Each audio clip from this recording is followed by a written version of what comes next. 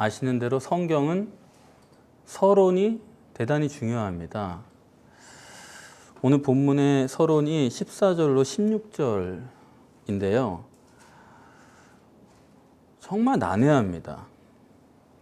정말 서론만 아니면 좀 빼버리고 싶을 정도로 그렇게 난해했는데, 뭐가 난해하냐면 예수님께서 너희가 서기관하고 뭘 변론하느냐 그렇게 물으셨어요.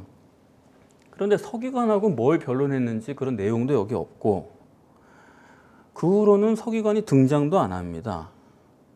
왜 여기 서기관이 등장해야 되는지, 그리고 변론한 내용이 뭔지 알 수가 없어요. 그래서 이거 서론만 아니면 그냥 넘어가고 싶은데 그럴 수도 없고 정말 곤란했습니다.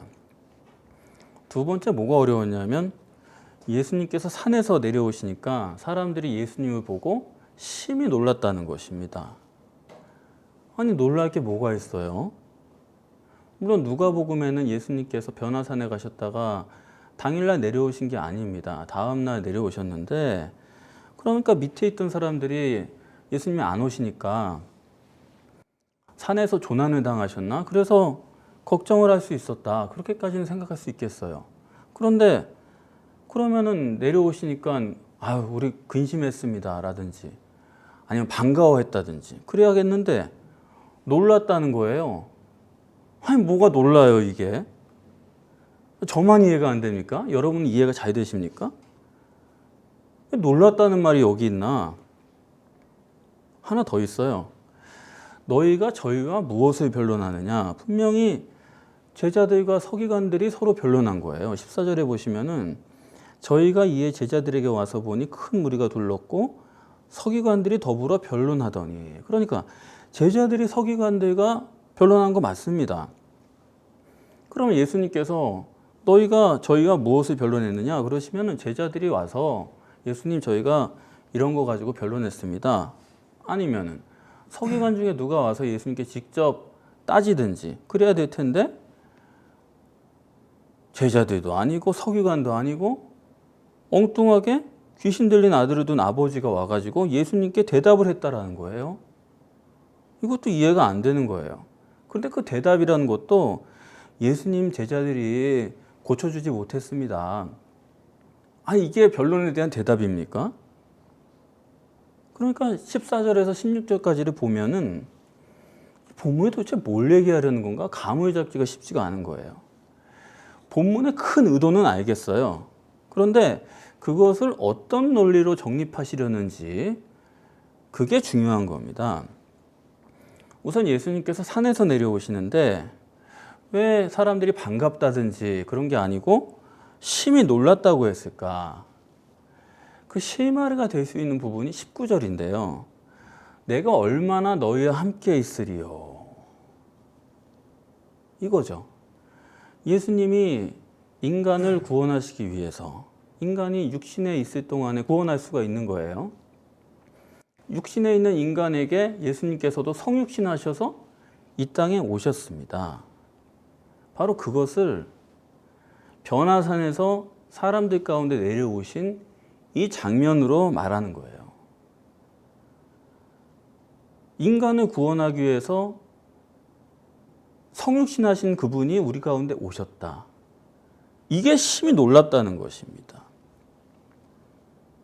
그래서 본문은 메시아에 의한 구원의 원리를 정립하려는 의도다. 1차적으로 거기까지 우리가 해석을 할 수가 있겠습니다. 그러면은 인간을 구원하려는데 인간을 구원하기 위한 절대적인 조건이 뭐예요? 믿음이죠. 그래서 본문은 기독신앙에서 생명과도 같은 믿음론을 정립하는 것입니다. 사람들이 흔히 로마서 8장이 백금 가락지에 있는 다이아몬드다 그렇게 얘기를 하는데, 제가 보기에는 오늘 본문이 복음서의 다이아몬드 같은 귀중한 말씀이다 그렇게 생각을 합니다. 믿음론을 정립하려는 게 본문의 큰 의도인데, 그 믿음론을 그냥 정립하시는 게 아니에요. 변화산을 등에 업고서 믿음론을 정립하신 것입니다. 주님의 놀라운 방법이에요. 그래서 변화산을 잘못 이해하면 기독교가 절대로 올바른 기독교가 될 수가 없습니다. 그래서 지난번에도 변화산의 위치의 문제라든가 이런 것을 여러분들에게 말씀드린 적이 있지 않습니까? 그리고 이 변화산을 알 뿐 아니라 실론을 정확하게 정립한 사람만이 오늘 본문을 통일성 있게 이해할 수가 있어요. 자, 이것을 곧장 말씀드리면은 믿음이란 건 뭐냐? 변화산 전과 변화산 후가 믿음이 다르다는 것입니다.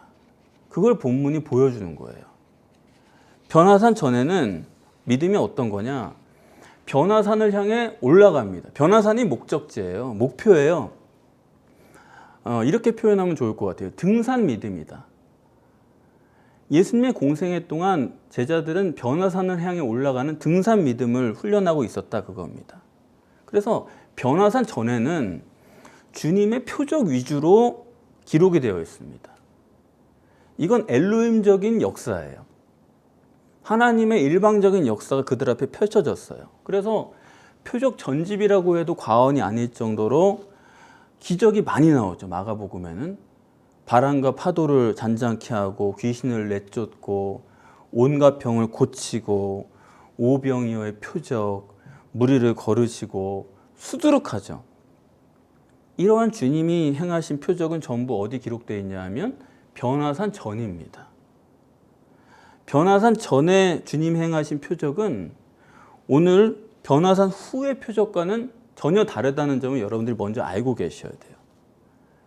같은 표적이 아니에요. 변화산 전과 후가 전혀 다릅니다. 그러면 변화산 전에 예수님께서 표적을 행하신 이유가 뭐냐?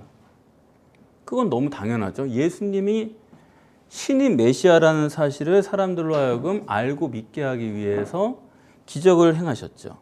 그래서 결국엔 제자들이 믿다가 잘 못 믿다가 변화산에 이르러서 비로소 저분이 메시아구나 하는 신앙을 갖게 된 거예요. 수많은 표적이 변화산에 와서 완성이 된 것입니다. 변화산에 와서 그들이 갖게 된 것은 예수님에 대한 엘로힘적 신앙을 갖게 된 거예요. 저분이 하나님이다라고 하는 등산 믿음을 갖게 된 것입니다. 그런데 이것은 복음서에만 이렇게 정립하는 내용이 아니고 성경 전체가 이런 일관된 원리로 기록이 되어 있습니다. 출애굽할 때 애굽에서 10가지 재앙을 내리시고 홍해를 마른 땅으로 건너시는 표적을 행했습니다. 그러면서 이로 인하여 나를 여호와인 줄 알 것이다. 하나님이 표적을 행하신 이유는 보이지 않는 하나님을 사람들이 알고 믿게 하기 위해서 표적을 행하신 것입니다. 그리고 여리고성을 무너뜨릴 때도 이스라엘 백성들이 거기에 손 하나도 안 댔습니다. 그런데 내가 모세와 함께 했던 것처럼 지금은 여호수아와 함께 한다. 하나님이 너희와 함께 계시다는 것을 알게 하기 위해서 여리고성을 무너뜨리신 거예요. 그러니까 이것은 구약에도 여전히 등산 믿음으로 정립해 주신 것입니다. 그러나 등산 믿음 후에 변화산을 지나서 이제부터 내려와요. 내려오는 하산 믿음부터는 그 내용이 전혀 달라지는 것입니다. 이때부터는 성경이 요구하는 믿음이 달라지는 거예요. 그러기 위해서 여러분이 이해하시기 위해서 이 변화산의 의미를 되짚어 봐야 됩니다. 변화산이 뭡니까? 예수님이 신인 메시아다. 그것을 등산 믿음 속에서 계속 계시하시다가 마지막 변화산에서 끝내버린 거예요. 더 이상은 주님이 메시아라고 하는 표적은 없는 것입니다. 변화산이 모든 표적의 완성이요 종료예요. 그래서 변화산에서 주님의 옷이 변하는 것으로 주님은 이중 존재다. 육체와 영이 있는 분이다. 신인 메시아다. 속에 계신 하나님이 메시아다. 이것을 모세와 엘리야를 통해서 보여주고 그리고 마지막에는 하나님이 직접 자기 음성으로 확증을 해주신 것입니다. 그러니까 변화산은 등산 믿음과 별개로 있는 게 아니에요. 등산 믿음에다가 뭘 보태거나 추가하는 것도 아니에요. 등산 믿음의 완료, 종료입니다. 이후부터는 어떤 것도 등산 믿음의 입장에서는 해석해서 안 된다. 왜냐하면 다 확인된 거고 끝난 거니까. 그렇기 때문에 이제 변화산에서 내려오면서부터 하산 믿음이란 건 어떤 거냐? 변화산에 오르는 등산 믿음과는 확연하게 다른 것입니다. 하산 믿음은 뭐냐? 오늘 본문 말씀대로예요. 믿는 자에게는 능치 못할 것이 없다. 이게 하산 믿음이에요. 등산 믿음에서는 믿는 자는요, 아무 능력이 없습니다. 믿는 자는 그냥 능력으로 역사하신 주님을 보고 깨닫고 믿는 게 다예요. 그런 거지, 그걸 깨달았다고 해서 믿는 자가 무슨 능력이 있고 그런 거 아니지 않습니까? 그런데 지금 보시는 것처럼 하산 믿음은 달라요. 믿는 자에게는 능치 못할 것이 없다. 그것은 믿는 자 자신이 능력이 있어야 된다. 그런 얘기입니다. 전혀 다른 거예요. 등산 믿음은 주님의 역사를 감상하는 거예요. 그래서 주님이 메시아인 거를 믿기만 하면 되는 거예요. 그런데 이제부터 하산 믿음의 요구는 믿는 자 자신이 능력이 있어야 된다. 그러니까 사실 능력의 종이라는 것은 하산 믿음에 해당되는 것이죠. 능력의 종은 자신에게 능력이 있어야 되는 것입니다. 그럼 이 하산 믿음은 어떻게 생긴 것이냐?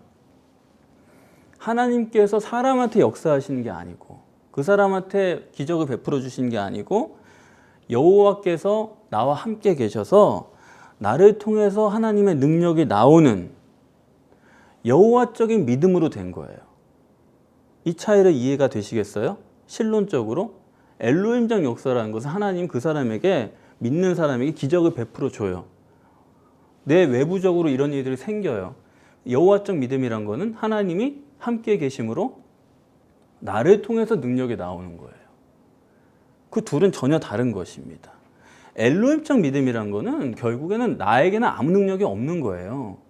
나는 그냥 지켜보고 기다리고 체험하는 것뿐이죠. 그리고 일어난 객관적 사실을 의심치 않고 믿는 것뿐이고, 여호와 하나님은 나와 함께 계셔서, 여호와적 신앙이란 것은 그분이 나와 함께 계시니까 나를 통해서 능력이 역사하신다. 함께 움직여가는 거예요. 동역한다 이거 얘기예요. 그래서 출애굽할 때는 이스라엘 백성들이 아무것도 하지 않았어요. 그냥 기적 속에서 여호와 하나님이 계신 것을 믿었어요. 그리고 나서 출애굽 17장에 가면은 아말렉과의 전쟁이 있습니다. 거기서는 이스라엘로 하여금 직접 너희가 나가서 싸우라는 거예요. 너희가 여호와를 믿냐? 이런 기적들을 통해서 나를 아냐? 함께 계시는 거 아냐? 그러면은 너희가 직접 나가서 싸워라. 그래서 모세가 손을 들면 이기고 손을 내리면 지고, 하나님께서 함께 계시는 훈련이죠. 그걸 연습해 간 것입니다. 마찬가지로 여리고성을 무너뜨릴 때는 손가락 하나 까딱을 안 했어요. 구경만 했어요. 그런데 바로 그 다음 전쟁인 아이성에서는 너희가 가서 싸우라는 것입니다. 내가 너희와 함께 하니까 함께 하신 하나님을 믿고 싸운 거죠. 그래서 그건 여호와적이에요. 이것을 오늘 본문에서는 등산 믿음, 하산 믿음, 엘로힘적 역사, 여호와적 역사, 이렇게 갈리게 되는 기점이 된다 이 얘기입니다. 그러면 오늘 본문에 서기관과 변론한 내용이 뭔지 실마리가 이제 잡히는 거예요. 서기관들의 믿음이란 건 어떤 믿음이겠습니까? 그 사람들은 제자들과 마찬가지로 등산 믿음이에요. 그리고 서기관들의 믿음에는 메시아가 어떤 분이냐? 서기관들이 생각하는 메시아란 건 종교적 메시아예요. 그건 뭐냐면 그런 분 있죠. 왜? 인상이 너무 선하고 인격자고 성자 같고, 그들이 생각하는 건 그런 메시아, 그런 상을 가지고 있어요. 그래서 마가복음 1장에 안식일을 회당에서 가르치실 때 사람들이 그걸 다 듣고 반응하기를, 저분은 서기관 같지 않다, 뭔가 다르다, 권세 있는 자 같다. 그러니까 예수님께서 정말 다르다는 것을 어떻게 증거하셨어요? 귀신을 내쫓는 것으로 증거하셨습니다. 서기관들이라고 하는 종교적 메시아상이 있어요. 종교인이란 이런 것이다라고 하는 그 그림이 있는데, 예수님은 그런 걸로 평가를 안 받으시고 귀신을 쫓아버렸다 이겁니다. 그래서 서기관으로 말씀하려는 것은, 서기관이 생각하는 건 종교적 메시아예요. 선한 일을 가르치고 함께 잘 살고 또 본인 스스로도 인격적이고 윤리적이고 아주 성자 같은 분이고 의를 위하는 의인 그런 사람이죠. 그에 반해서 오늘 본문에 귀신 들린 아비로 대답하게 하는 것은 그래야 대비가 명확하죠. 서기관과 귀신 들린 아비는 완전 반대에 서 있는 사람. 제자들은 안 돼요. 제자들로 하면은 이 대비가 안 되는 것입니다. 귀신 들린 아비로 대답하게 하신 이유는 주님은 누구냐? 귀신을 내쫓는 영적 메시아요, 능력의 메시아다. 그런 정립인 것입니다. 그래서 서기관들과 변론한 주제가 뭐냐? 명확해지는 거예요. 논쟁은 분명히 서기관과 제자들이 함께 했는데 제자들을 대신해서 등장한 게 누구냐면 귀신 들린 아들을 둔 사람이에요. 그리고 여기 귀신으로 번역했지만은 원문으로 보니까 푸뉴마예요. 그냥 영이다 이랬어요. 그래서 변론의 내용이 뭔지를 알 수 있죠. 메시아가 종교적인 의를 이루는 사람이라고 생각하는 서기관들과 그야말로 사람들에게 존경받고 칭찬받는 그런 종교인이죠. 그런 메시아냐? 아니면 메시아는 영혼을 구원하는 영적인 능력의 메시아냐? 이런 논쟁인 것입니다. 그래서 여기 많은 사람들이 둘렀다고 했는데 그 많은 사람, 어떻게 보면 모든 사람의 대표인 서기관들인데 이 서기관들의 믿음이 있어요, 없어요? 서기관들도 믿음이 있습니다. 없지 않아요. 불신자가 아니에요. 서기관들도 하나님 믿는 사람들이에요. 그런데 그들이 무슨 믿음까지만 있어요? 등산 믿음까지만 있는 거예요. 엘로힘적 믿음까지만 있는 거예요. 그들도 하나님을 믿고 예수님의 능력을 행하는 걸 보면서 엘리야다. 거기까지는 다 믿는 거 아닙니까? 그러니까 유대인들이 하나님을 믿는 것만큼은 지금 다 믿는 거예요. 하나님은 믿긴 믿는데 믿음 없는 사람들이 아닙니다. 믿음이 있는데 그건 등산 믿음이다. 그런데 그거를 예수님께서 오늘 본문에는 믿음이 없다고 말씀을 하시는 거예요. 헬라어로 아피스티오다. 피스티오는 믿음, 아는 없다 이거예요. 그들이 보면 믿음이 있는데 예수님은 그걸 믿음이 아예 없다라고 말씀하시는 것입니다. 다시 말하면 주님은 등산 믿음까지는 그거는 믿음이 아니다. 인정을 안 하시는 것입니다. 여기 지금 불신자가 믿음이 없다 그런 얘기를 하는 게 아니지 않습니까? 유대인들은 다 자기들이 선택받은 선민이고 그렇게 다 믿어요. 믿음이 있습니다. 근데 그 믿음은 어디까지예요? 등산 믿음까지예요. 하나님을 바라보고 경배하고 영광 돌리고 나는 하나님 믿어.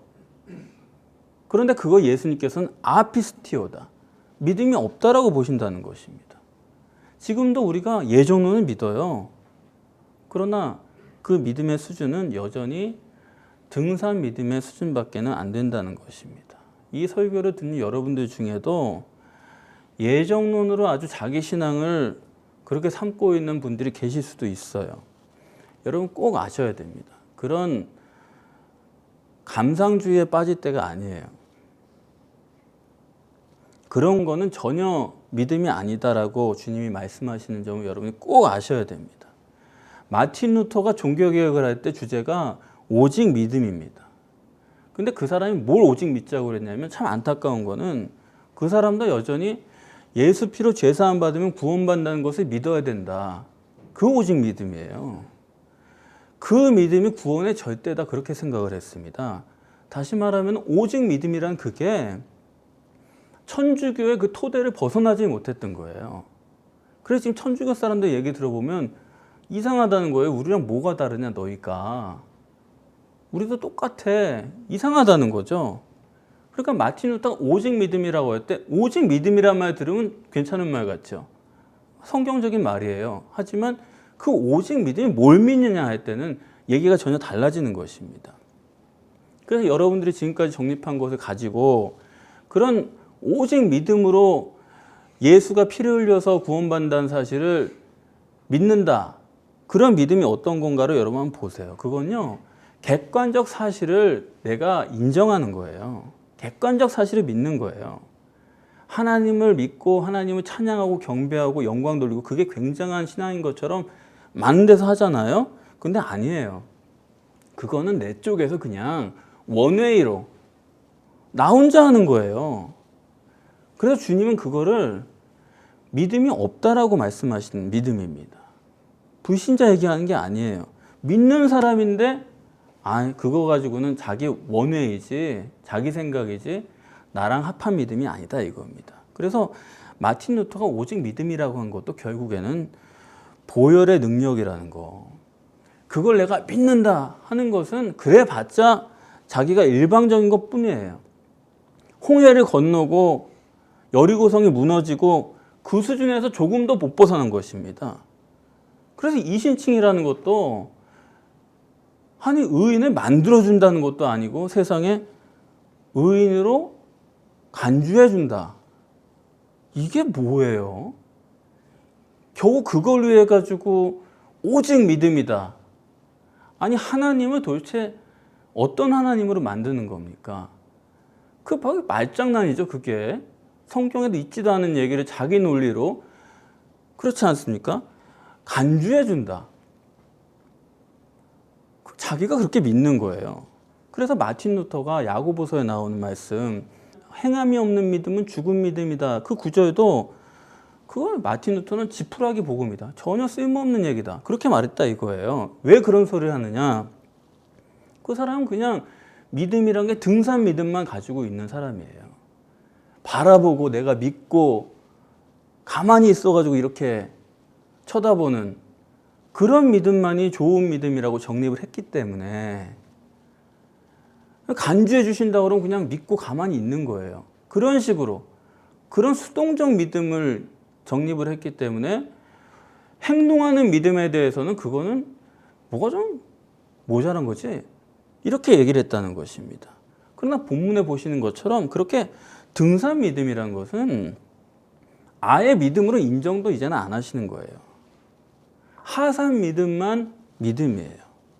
그리고 주님이 정립해 주시는 복음서적인 믿음이란 것은 전혀 그런 사람의 자격이나 의에 관한 그런 관계나 그런 믿음이 아닙니다. 천주교든지 기독교인이든지 다 자기들이 복음서에서 자기들의 믿음을 정립했다라고 착각을 하는데, 이 점을 여러분 명확하게 아셔야 돼요. 천주교나 지금 기독교가 다 서신서에서 자기들의 복음을 정립한 겁니다. 그렇기 때문에 로마서나 갈라디아서나 이런 데서 복음을 정립했기 때문에 복음이라고 그러면 의와 자격의 문제로 항상 생각을 하는 거예요. 내가 이런 자격이 있나? 내가 의가 있나? 그래서 서신서에서 보면은 아무리 눈을 씻고 봐도 능력과 관계된 믿음은 없습니다. 근데 거꾸로 복음서에서는 믿음이란 거는 능력과 관계된 믿음이지 의라든가 자격과 관계된 믿음은 복음서엔 또 전혀 없는 거예요. 그러니까 오직 믿음이라는 기독교의 기준으로 보면은 복음서와 서신서는 생판 다른 책입니다. 서신서를 해석할 때 서신서를 복음서를 가지고 해석하면 해석이 돼요.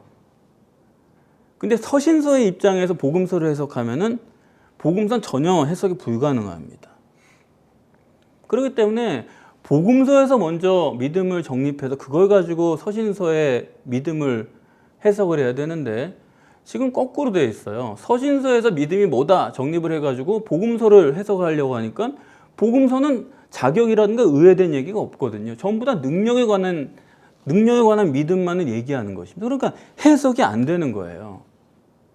그런데도 자기들은 복음서에서, 우리가 복음서 읽었으니까 복음서에서 복음을 정립한 것으로 대들면서 마치 우리랑 같은 것처럼 그렇게 대단히 착각을 하고 있다 이겁니다. 그런 측면에서 오늘 본문이 굉장히 중요한 거예요. 주님께서 말씀하신 내가 얼마나 너희와 함께 있으며 너희를 얼마나 참으랴. 주님이 이 땅에 계신 이유 뭐예요? 함께 계신 이유, 또 참으신 이유가 뭐예요? 능력 때문이라는 거거든요. 자격 때문에 참으신 게 아니에요. 저 사람에 대해서 저 사람 자격이 안 되지 그런 얘기가 아니라 능력이 있느냐 없느냐 가지고 계속 보셨다 이겁니다. 귀신을 쫓아내지 못한 문제 때문에 예수님은 지금 역정을 내시는 거예요. 그러니까 귀신을 쫓아내는 초월적 능력과 관계된 것이 복음서적인 믿음입니다. 그런데 아닌데 서신서를 믿는 사람들도 서신서에서 복음을 정립한 사람들도 그 사람들도 믿음으로 능력을 얻는다고 하던데 그 사람들도 믿음을 능력과 관계된 걸로 해석을 하기도 해요. 꼭 의에 관계된 것만 얘기하는 건 아닙니다. 그런데 그렇다고 해서 같은 걸로 생각하면 안 돼요. 차이가 많이 있습니다. 그들도 서신서를 따라서 능력을 받는다 그런 얘기를 해요. 믿음으로 능력받고 믿음으로 은사받고 그러는데 서신서에서 믿음의 능력이라는 건 뭐냐면 그거는 은사적입니다. 서신서에서 능력을 말할 땐 결국 은사예요. 은사라는 게 뭡니까? 선물이에요. 다시 말하면은 선물에 관심이 있는 게 서신서의 신학이에요. 서신서에서 능력을 말할 때 선물을 주신 성령에 관심 있는 게 아니에요. 능력에 관심을 갖습니다. 선물에 관심을 가져요. 아버지에는 관심이 없고 아버지가 가져다 준 선물에만 관심을 가져요. 그래서 은사주의자들의 끝을 보면은 결국에는 그 사람들 속에 성령이 없고 능력만 가지고 있다니까요. 능력은 다 행해요. 병 고치고 방언하고 예언하고 뭐 다 했어요. 근데 알고 보니까 그 속에는 성령이 안 계셨던 거예요. 아버지가 없었던 거예요. 능력만 행하, 선물만 가지고 있다. 그러니까 같이 능력을 얘기한다고 해서 같은 게 전혀 아니다 이겁니다. 추구하는 게 전혀 달라요. 그래서 그것은 서신서에 정립한 그런 사람들, 은사주의자들, 은사에 의해서 능력을 생각하는 사람들은 모든 그리스도인들이죠, 사실상. 그것은 등산 믿음에도 있는 거고 엘륜적 믿음에도 그런 얼마든지 있는 능력이에요. 출애굽할 때 모세가 재앙 내린 겁니까? 하나님이 재앙 내린 겁니까? 하나님이 재앙 내린 거죠. 그렇지만 하나님이 보이나요? 안 보이니까 사람들은 모세가 하는 것처럼 봤다고요. 그래서 모세가 홍해를 갈랐을 때도 모세가 능력이 있어서 홍해 가른 거 아니거든요. 능력 없다는 표시로 하나님께서 뭘 들게 하셨어요? 지팡이 들고 하라고 한 거예요. 꼭 모세는 지팡이 들고 합니다. 능력이 없는 거예요. 엘로힘적 기적이 일어나도 능력이 나타나도 그 사람에게 능력이 없는 거예요. 그렇기 때문에 지팡이를 표시하는 거예요. 그런데 복음서적 오직 믿음이란 건 뭐냐? 그건 전혀 달라요. 주님이 이렇게 정립하세요. 믿는 자에게는 능치 못할 것이 없다. 믿는 자 자신이 능력이 있어야 돼요. 믿는 자 자신에게 능력이 생겨야 돼요. 믿는 자에게 하나님이 역사하신다는 얘기가 아닙니다. 믿는 자 자신이 능력자가 되어야 된다. 그렇게 바뀌어야 된다. 이런 말이에요. 그래서 등산 믿음일 때는 주님이 역사하시는 것을 구경만 했는데 주님이 지금 제자들을 질타하시는 것은 뭐예요? 네가 직접 능력이 있어야 된다. 구경하지 말라는 거죠. 그런데 어느 정도 능력이 있어야 되느냐? 능치 못할 것이 없대요. 뭡니까? 전능자란 얘기죠. 요한복음 14장 12절에 나를 믿는 자는 내가 하는 일을 저도 할 것이요 이보다 큰 일도 할 것이다. 왜? 내가 아버지께로 가기 때문에. 나를 너희가 대신해야 된다는 것이죠. 예수님이 죽은 자도 살리시고 무리를 걸으시고 오병이어도 하시고 이런 일들이 사실 여러분들의 삶에 여러분들의 분야에 실제로 있어야 되는 것입니다. 그래서 마태복음 17장 20절에는 너희 믿음이 겨자씨만 해도 산을 옮길 것이다. 그게 성경이 요구하시는 사람이에요. 복음서가 요구하는 믿음이라는 것은 등산 믿음만이 아니라 하산 믿음이다. 성경이 요구하는 것은 능력의 문제지 여러분들이 의나 자격의 문제가 전혀 아닙니다. 이신 득의지 의인이 돼버리는 거지 만들어 주시는 거지 이신 칭의가 아니에요. 잠시 간주하고 이런 얘기가 아니다 이겁니다. 믿음 자체가 능력으로 행하는 거지 믿음으로 죄사함 받고 그런 다음부터는 내가 제자 훈련해가지고 거룩해진다. 그건 교회 안에서 교회 놀이 할 때나 그렇게 얘기를 할 수 있는 거지 하나님은 그렇게 역사 안 합니다. 주님이 믿음이 없다고 말씀하신 아피스티오를 여러분이 분명히 하셔야 됩니다. 주님이 믿음이 없다고 말씀한 사람이 불신자가 아니잖아요. 여기 제자들이 믿음이 있어요, 없어요? 믿음이 있죠. 서기관들이 믿음이 있어요, 없어요? 이방인이 아닙니다. 불신자가 아니에요. 그들은 하나님에 대한 믿음 다 가지고 있는 거예요. 등산 믿음은 다 가지고 있는 거예요. 기적에 대한 믿음을 가지고 있는 거예요. 아니 지금 자기 아들이 귀신 들린 사람도 예수님이 오면은 자기 아들이 낫겠다고 하는 믿음이 있습니다. 다 있잖아요. 믿음 없는 사람이 어디 있어요? 그런데 이 사람도 예수님께 나가서 저의 믿음 없음을 도와주소서. 믿음이 없다라니까요. 믿음이 있는 것 같은데 믿음이 아니래요. 믿음 없대요. 아피스티오입니다. 그러니까 이런 믿음을 예수님께서는 아예 믿음이 없다라고 말씀하시는 것이고, 믿음이 없는 것은 불신과는 다른 문제예요. 그렇지 않습니까? 믿는데 믿음이 없다는 걸 우리가 깊이 생각해야 됩니다. 그래서 피복음자가 가지는 믿음이든 회교도가 가지는 믿음이든 유대인이 가지는 믿음이든 그게 다 같은 거예요. 그런 믿음을 예수님께서는 뭐라고 하시냐? 아피스티오다. 믿음이 없다. 다시 말하면 그 믿음 가지고는 안 된다, 이런 말씀입니다. 선민사상이든지 예정론이라든지 그런 거 믿고 그래가지고는 전혀 안 된다, 이 얘기입니다. 그래서 주님이 요구하시는 믿음은 귀신을 쫓아내는 믿음, 능력의 믿음. 그 믿음은 어떤 믿음입니까? 오라 나는 곤고한 사람이로다. 이 사망의 몸에서 누가 나를 건져내랴. 귀신이요 마귀의 능력으로부터 나를 건져내려면은 마귀보다 능력이 커야 됩니다. 그리고 영이어야 됩니다. 그럼 그 능력은 뭐냐면 하나님밖에 없어요. 기독교가 요구하는 믿음이 어느 정도냐? 할 수 있거든이 무슨 말이냐? 믿는 자에게는 능치 못할 일이 없다. 전능자가 되어야 된다는 얘기입니다.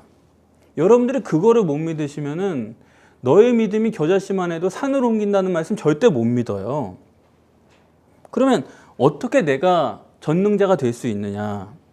그래서 오늘 주님께서는 기도 외에는 이런 유가 나갈 수가 없느니라 말씀하셨죠.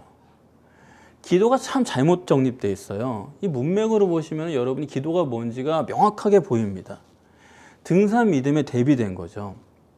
하사 믿음이라는 거는 여호와적인 건데, 여호와적인 신앙의 목적은 결국 임마누엘이거든요. 천국에 계신 하나님이 점점 다가오세요.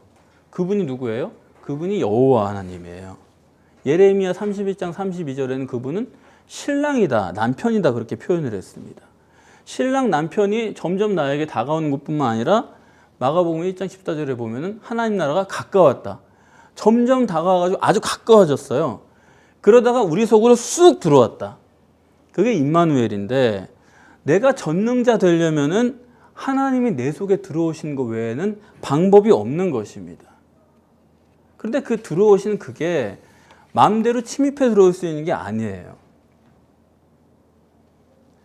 영접을 해야지만 들어오실 수가 있지, 아무리 가까이 다가오고 들어오고 싶어도 하나님은 억지로 하는 분이 아닙니다. 그렇게 못해요. 인격적이시기 때문에.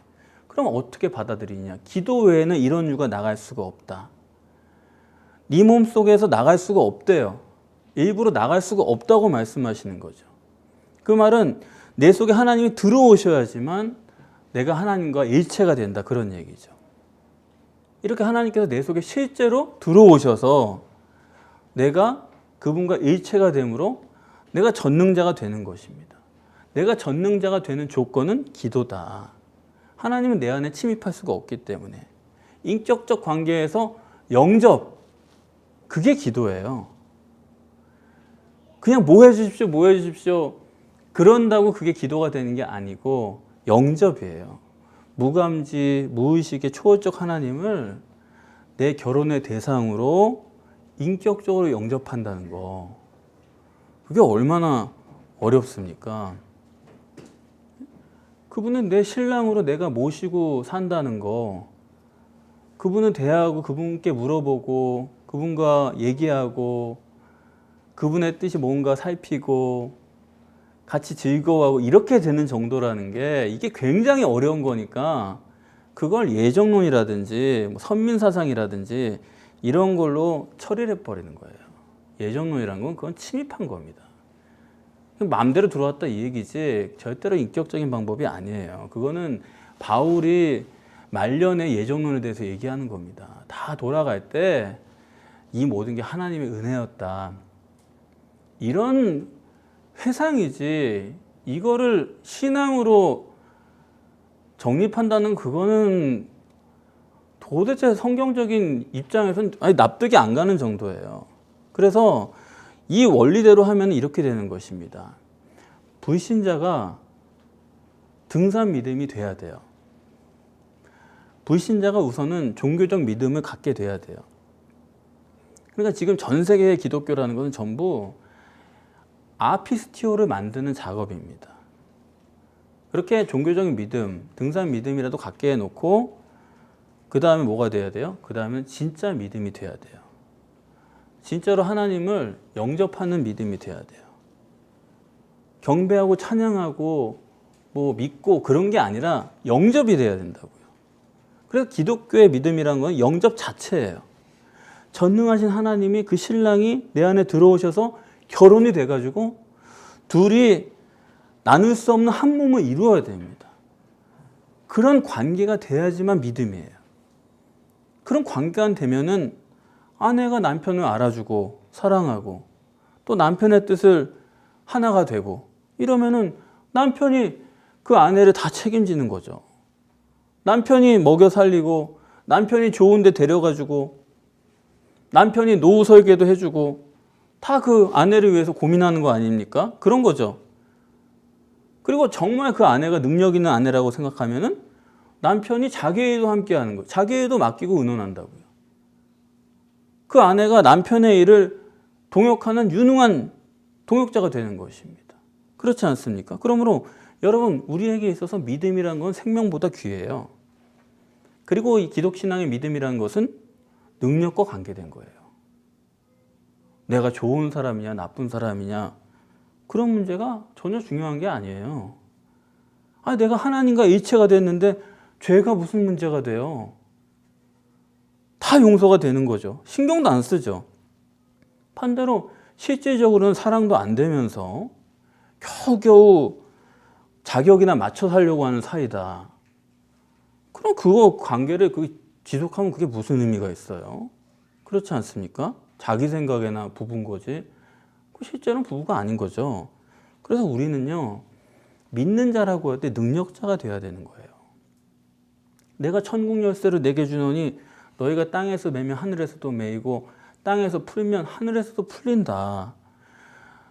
예수님께서 성령을 숨쉬면서 너희가 성령을 받으라. 그래놓고 하신 말씀이 너희가 네 죄든지 사하면 사해질 것이고 그대로 두면 그대로 있다. 아니 죄를 사하는 게 하나님 말고 누가 할 수 있습니까? 그런데 우리 보고 죄를 사할 수가 있다라는 거예요. 그냥 둘 수도 있고 하나님밖에 할 수 없는 것을 우리로 하게 한다는 것입니다.